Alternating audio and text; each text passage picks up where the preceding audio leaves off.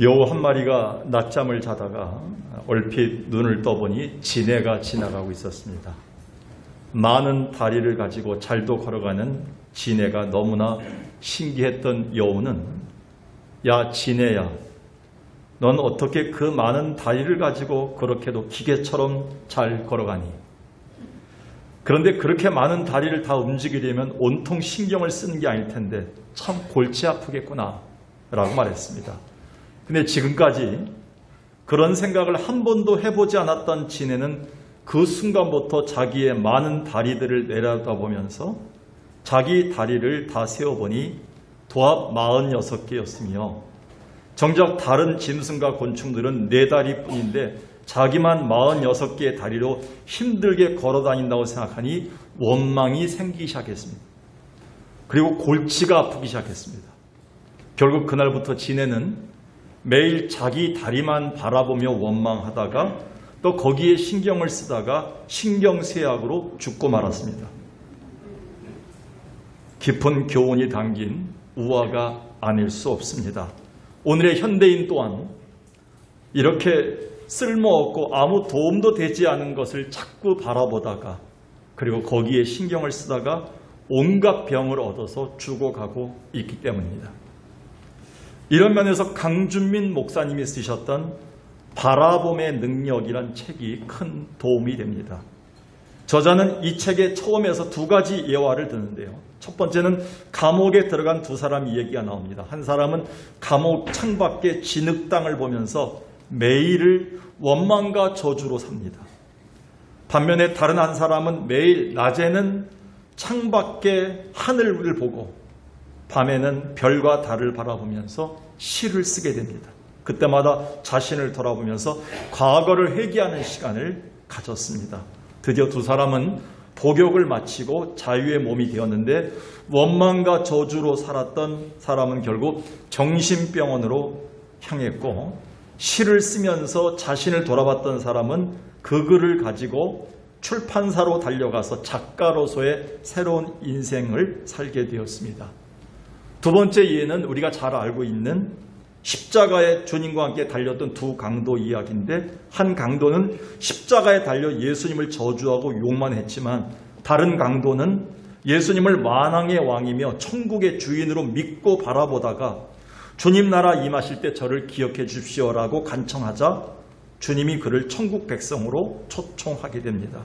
저자는 이 2 예화를 통해서 지금 우리가 무엇을 바라보고 있는가를 묻고 있습니다. 그리고 이 바라봄에 주는 능력이 얼마나 큰 것인지를 우리에게 교훈하고 있습니다.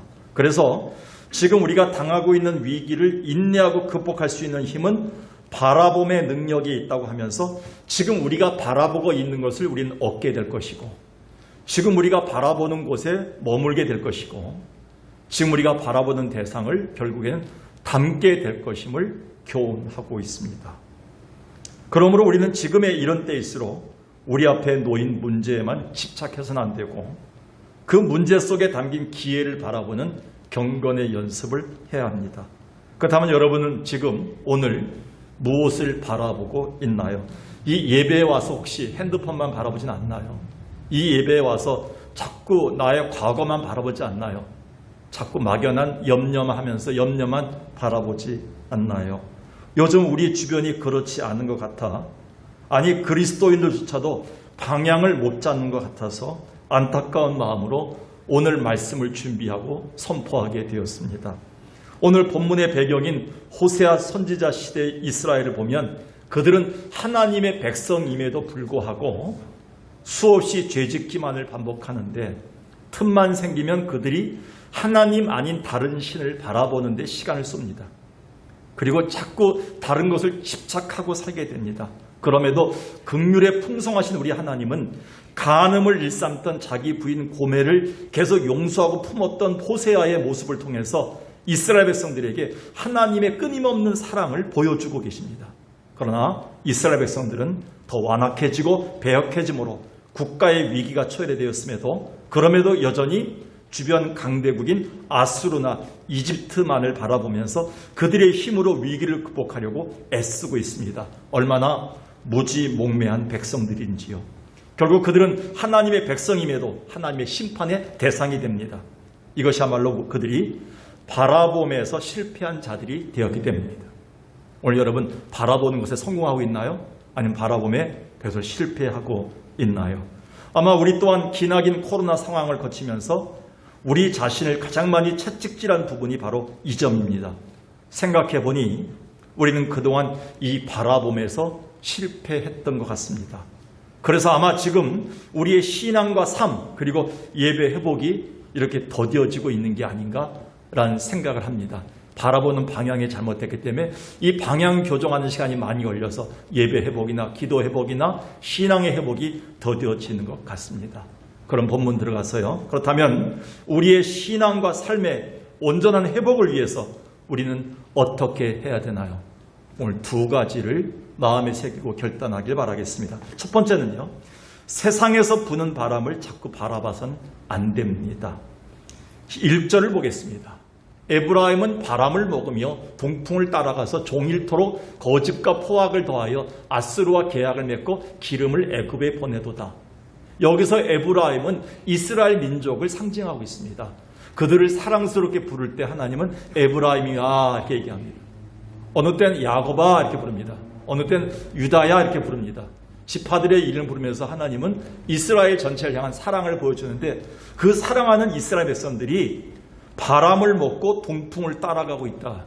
그래서 거짓과 포악을 행하고 있다. 이렇게 이해하고 있습니다. 하나님은 자기 백성인 이스라엘의 죄를 동쪽에서 오는 바람을 먹고 그 바람을 따라간 죄, 바람둥이가 된 죄를 지적합니다. 즉 그들이 하나님이 아닌 세상의 세력과 인간적인 술수를 자꾸 바라보고 의지하면서 그들의 위기를 극복하려고 하는 점을 책망하신 겁니다. 우리가 흔히 쓰는 말, 우리 조선민족뿐만 아니라 대한민국의 참으로 모든 근대사, 현대사를 지나왔던 우리들의 아픔이 됐던 것 중에 하나가 바람입니다. 그래서 우리가 흔히 쓰는 말 중에 바람이 나다, 바람을 피우다는 말을 씁니다. 이것은 어떤 대상이나 이성의 마음이 끌리어 들뜬 상태를 의미하는데 여자에게는 바람이 났다라는 말을 많이 쓰고 남자에게는 바람을 피우다는 말을 많이 씁니다. 이런 표현은 주로 가부장적인 사회에서 남자가 이 바람에 있어서 조금 더 능동적이고 부끄러움을 모르는 면에서 나온 말이라고 합니다. 그래서 이리저리 바람을 피우는 남자들을 바람둥이라고 표현하는데 오늘 성경 말씀에 비춰보면 더욱 의미가 새롭고 깊은 영적 의미를 가져다 줍니다. 호세아서 자체의 구성이 남녀관계의 애정관계의 결핍과 거기에서 일어난 간음 사건, 그걸 다시 포용하고 그 간음한 아내를 받아주는 사건으로 되어 있는데 호세아의 가정에 이 문제는 하나님과 이스라엘을 신랑과 신부의 관계로 표현해주면서 하나님의 사랑을 보여주고 끊임없는 하나님의 용서를 보여주는 본문이기 때문에 그렇습니다. 바로 지금 이스라엘이 남편인 하나님을 버리고 세상에 바람이 들어서 그걸 자꾸 바라보다가 바람둥이가 된 것입니다. 하나님의 능력의 바람이 아닌 자꾸 세상의 동풍을 마시고 따라가고 있는 겁니다. 그래서 그들은 주변 강대국의 힘을 빌리고 환심을 사려고 자꾸 그곳에 비싼 올리브 기름을 보내고 자꾸 평화 조약을 맺으면서 싸우지 말자고 인간적인 노력을 다 하고 있는 거예요. 특히 오늘 여기 1절에서 말하는 동풍이란 말이 나옵니다. 먼저 나왔네요. 이 동풍이란 말은 원래 동쪽 아라비아 사막에서 불어오는 뜨거운 바람을 말하는데 이 열풍은 대개 50일간 불어옵니다. 50여일간 불면서 팔레스타인의 모든 것을 다 말라 죽여버리고 먹을 수 있는 것, 생명 있는 것들을 다 파괴하는 무서운 재앙의 바람이 동풍이었습니다. 따라서 하나님은 이스라엘이 지금 자꾸 마시고 있는 동쪽에서 흘러오는 이 바람, 세상의 바람을 자꾸 먹고 마시다 보면 언젠가는 말라 죽게 되고 우리는 무너지게 될 것을 경고하고 있습니다. 호세아 선지자는 우리의 신랑 되신 하나님의 마음을 이렇게 애절하게 표현했습니다. 제가 옛날에 이것을 노래로 표현해서 했었는데 내가 내게 장가들어 영원히 살리니 이런 찬양이 있습니다. 옛날에. 이 찬양이 지금 많이 불려지지 않는데 여기 보면 하나님이 이스라엘 백성을 향해서 내가 네게 장가들겠다. 내가 너희와 공의와 정의와 은총과 긍휼히 여김으로 네게 장가들겠다. 어떤 여자입니까?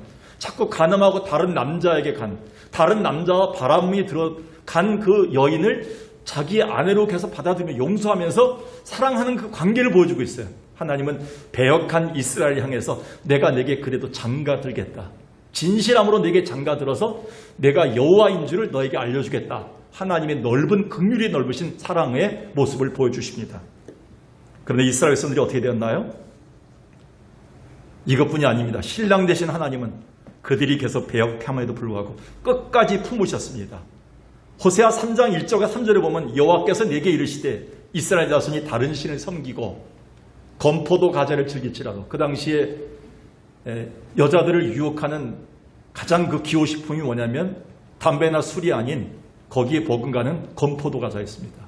그 건포도 과자만 이렇게 흘리면 여자들이 막 따라왔다는 겁니다.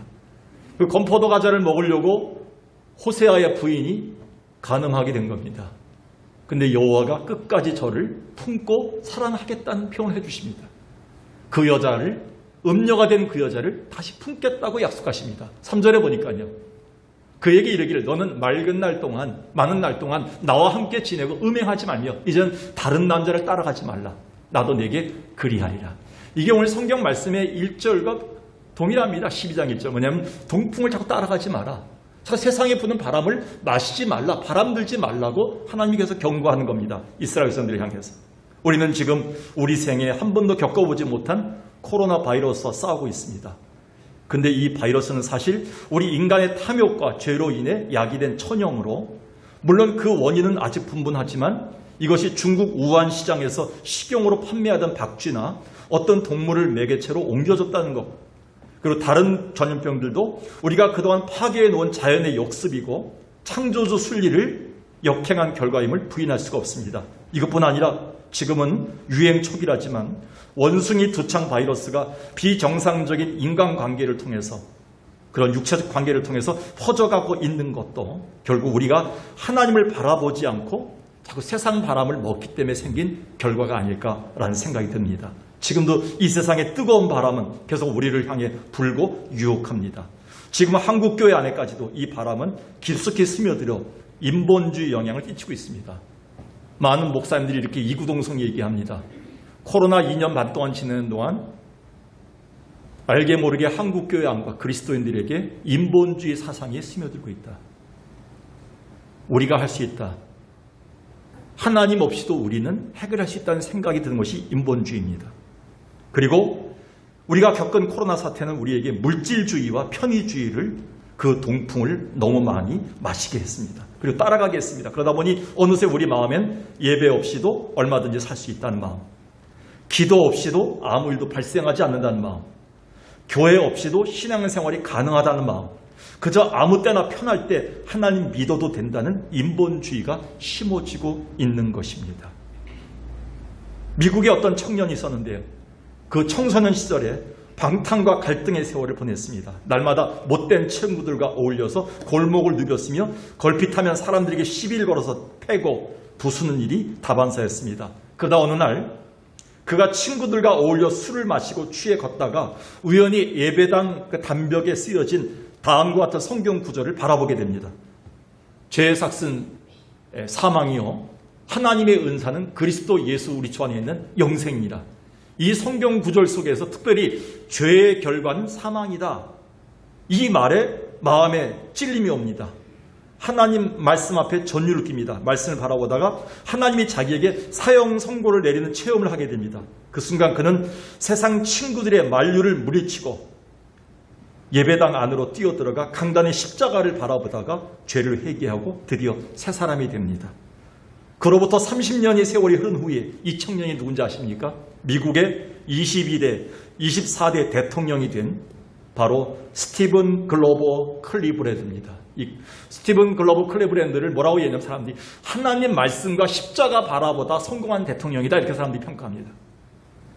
그런데 클리블랜드가 말씀을 바라보고 예배당으로 뛰어들어가 회개하던 그날, 십자가 바라보던 그날, 그를 예배당에 뛰어들어가지 못하게 만류하던 친구들이 있었는데 그 중에 하나가 나중에 중죄를 보면서 사형을 당하게 됩니다.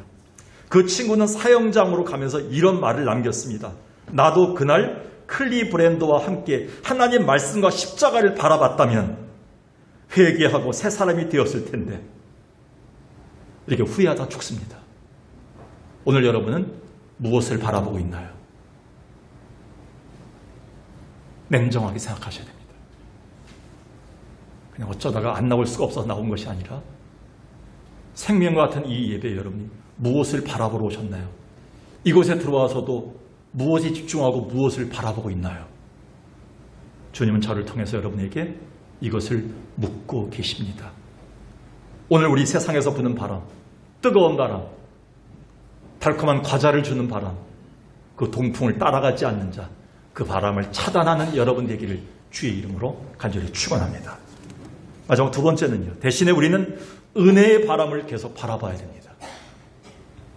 이렇게 세상 바람을 마시며 동풍을 따라가던 이스라엘 백성들에게 하나님은 그들의 행위를 책망하시고 동시에 그들을 깨우치기 위해서 유다와 야곱의 예를 들어 교훈하십니다. 그게 2절입니다. 여호와께서 유다와 논쟁하시고 야곱을 그 행실대로 벌하시며 그의 행위대로 그에게 부응하십니다. 알다시피 유다는 남유다 왕국이고 야곱은 북이스라엘을 상징하기 때문에 이스라엘 전체를 얘기합니다. 근데 사실 여기서 하나님은 지금의 이스라엘이 마치 하나님의 은혜를 입기 전 인간적인 술수와 계략에 능통했던, 그래서 거짓을 일삼았던 세상 바람이 잔뜩 들었던 야곱의 상태와 같음을 지적하신 겁니다. 그만큼 지금 이스라엘은 세상 바람을 잔뜩 먹은 상태입니다. 특별히 뒷발꿈치를 잡았다는 말, 이 말은 히브리어 아캅인데 속이다, 배반하다라는 뜻이죠. 실제로 야곱은 장자권을 빼앗는 장면에서 에서를 대신해 축복을 가르치는 장면을 통해서 그의 이름에 걸맞는 교활함과 속임수 바람이 잔뜩 들은 사람이었습니다. 그런데 이것은 지금의 이스라엘 백성들 또한 마찬가지입니다. 그들은 겉으로는 하나님을 예배하고 섬기는 것 같지만 실제로는 우상을 바라보고 있고요. 그 우상을 섬기고 있는 것입니다. 이것이 오늘날 이 세상의 전형적인 모습이 아닐까요? 겉으로는 화려하지만, 겉으로는 앞에 있는 남편을 바라보고 아내를 바라보는 것 같지만, 그리고 겉으로는 부모님을 바라보는 것 같지만, 겉으로는 진리를 바라보는 것 같지만 속으로는 세상의 속임수와 거짓으로 자기의 죄악을 바라보고 세상의 동풍을 따라가고 마시고 있는 모습이 오늘날 세상의 전형적인 모습이 아닐까요? 이게 야곱의 모습이었다는 것입니다.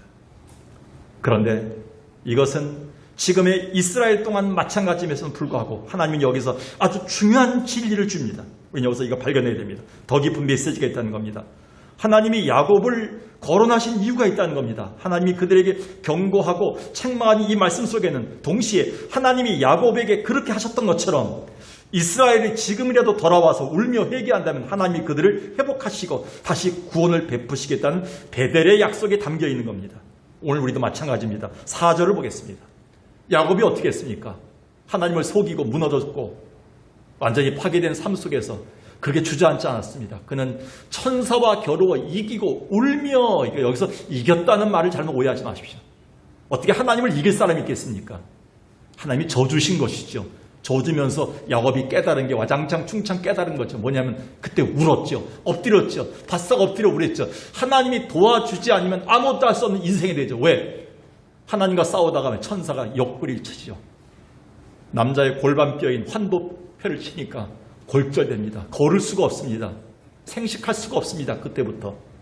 지금까지 야곱의 인생은 자기가 혼자 생식하고 자유하고 자기가 속임수를 갖고 살은 성공의 인생이었어요. 근데 그 순간부터 환도뼈가 골절되는 그 순간부터 울며 엎드려서 하나님, 당신 없이는 살 수 없습니다. 하나님의 은혜를 갈망하는 자로 변하게 되지요. 하나님은 지금 이스라엘을 그렇게 회복하겠다고, 은혜의 통로를 주시겠다고 약속하는 장면입니다. 이 장면은 진노 아래 놓였던 이스라엘 백성들에게 야곱에게 주셨던 구원의 길, 은혜의 통로의 길을 주신다는 겁니다. 자기 꾀에 의지해서, 자기 힘에 의지해서 하나님을 이기려 하다가 환도뼈 골절로 바싹 엎드려 하나님께 매달려 은혜를 구했던 것처럼 이스라엘이 지금이라도 바싹 엎드려 하나님을 바라본다면 동일한 베델의 은혜를 주시겠다는 약속에 담겨 있습니다. 과연 그럴까요? 창세기 35장에 가니까요, 이 약속이 이루어집니다. 하나님이 야곱에게 이르되 이전에 만났던 장소, 내가 너에게 은혜의 사닥다리를 내렸던 그 장소로 가라. 베델로 올라가서 거기에 거주하면 나를 만날 수 있을 것이다. 다시 회복의 길을 주죠. 은혜의 길을 주시죠. 은혜의 사닥다리를 만났던 그 장소로 가게 됩니다. 거기서 예배를 다시 회복합니다. 19절에 보니까 바다나람에서 돌아오며 하나님이 다시 야곱에게 나타나서 뭘 주셨습니까? 복을 주셨습니다. 할렐루야. 다시 회복하신 거예요. 하나님이 자기야 말씀하시는 곳의 이름을 베델이라 불러서 베델의 약속을 다시 회복하시는 장면입니다.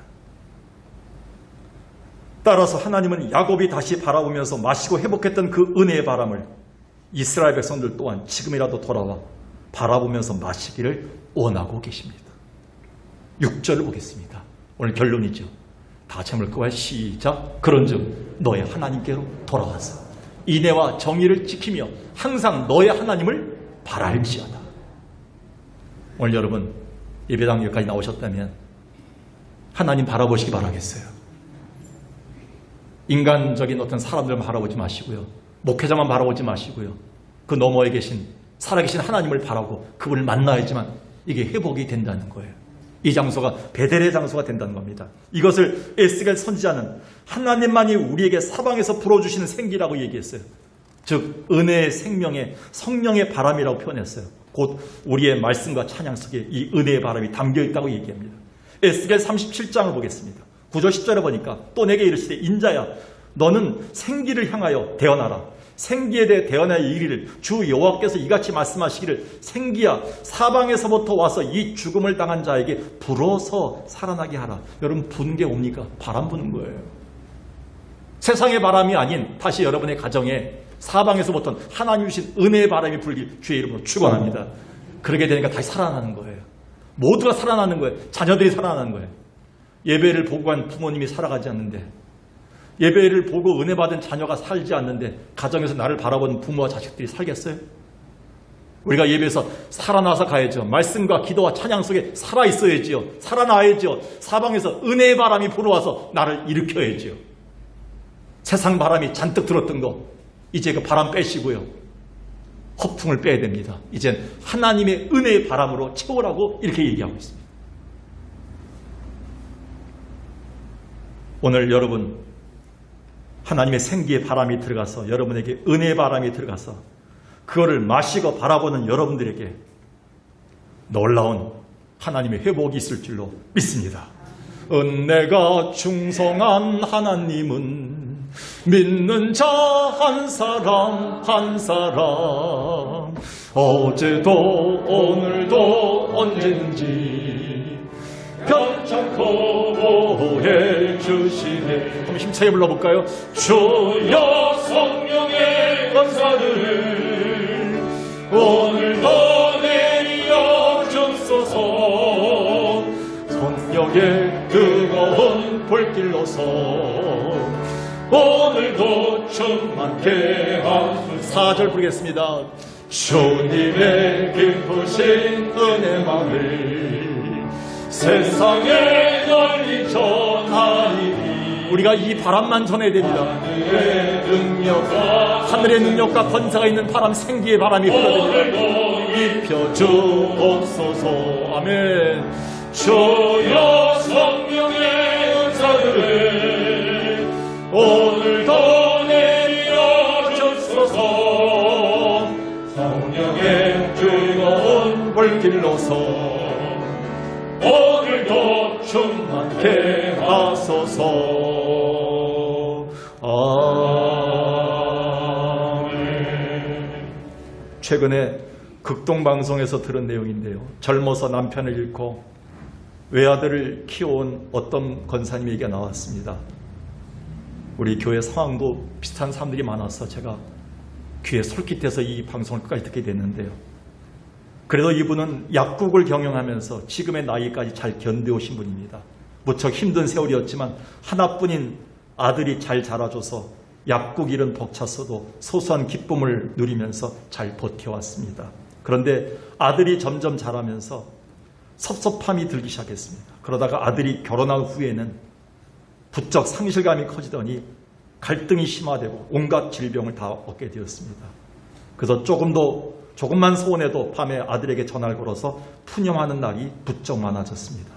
내가 너 하나 바라보고 이때까지 고생했는데 어떻게 너는 나에게 이럴 수 있느냐는 말로 절저절로 입에서 나왔습니다. 결국엔 이런 마음이 심화돼서 여러 약을 복용하다가 용기를 내서 극동방송 상담 프로그램이 있습니다. 기도받는 프로그램에 전화를 걸어왔습니다. 그날 상담하시는 목사님이 이렇게 결론을 내렸습니다. 권사님, 자꾸 아들만 바라보면 병들어지게 되고 사탄에게 놀림만 받습니다. 오늘부터라도 권사님과 아들 둘 다 행복하려면 하나님만 바라보기 바라겠습니다. 사실 이것은 우리 모두의 정답입니다. 지금 현대 인류는, 아니 우리 그리스도인조차도 바라보면서 실패하고 있습니다.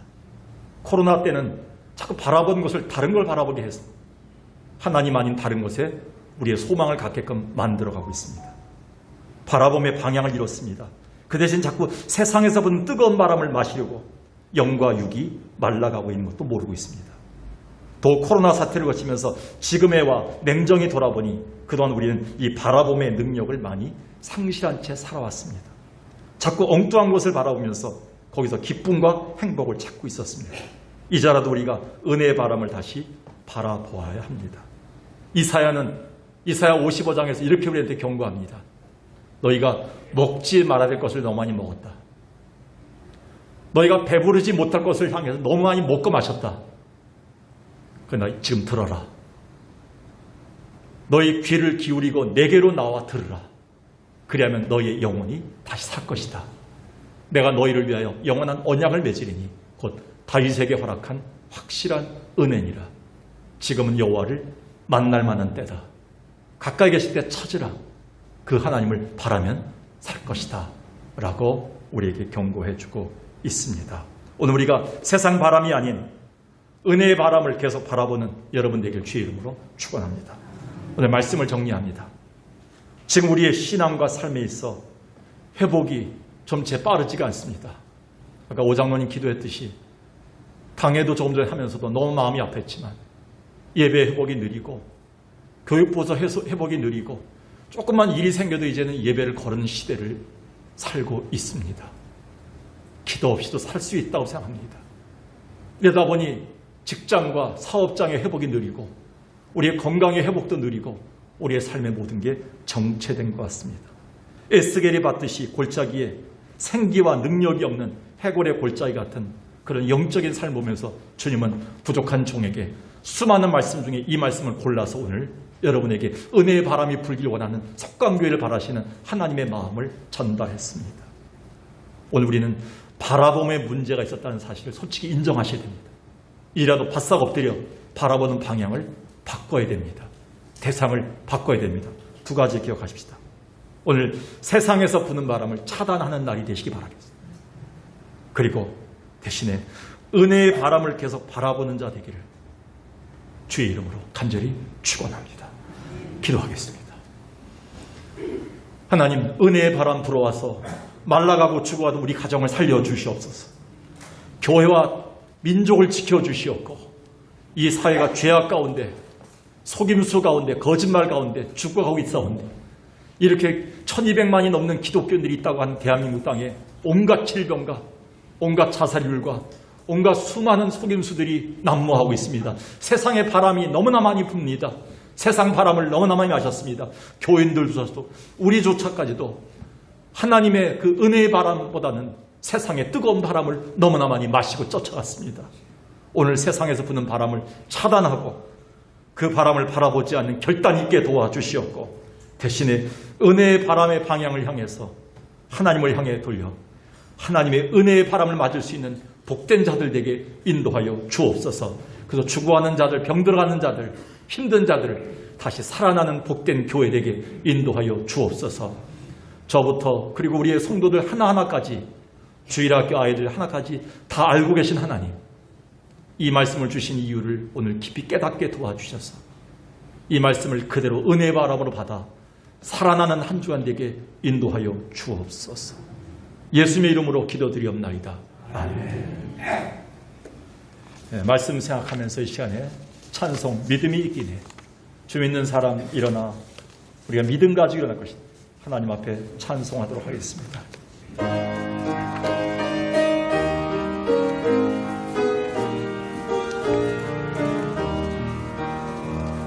주 믿는 사람 일어나 나의 힘을 합하여 이 세상 모든 관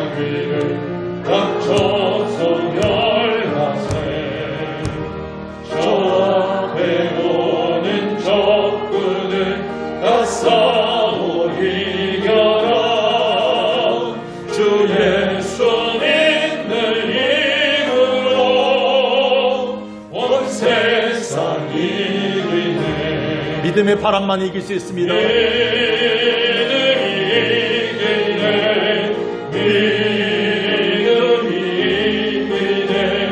저 예수를 믿으니 온 세상이 이기네.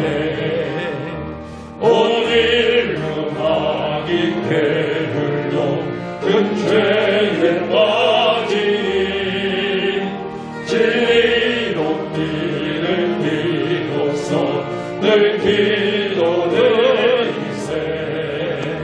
참 믿고 의지하면서 겁없이 나갈 때 주 예수 믿는 힘으로 온 세상이 이기네. 믿음이 이기네. 믿음이 이기네. 저 예수를 믿으니 온 세상이 이기네. 끝까지 이긴 자는 빈옷을 입히고 또 영생복을 주시니 장기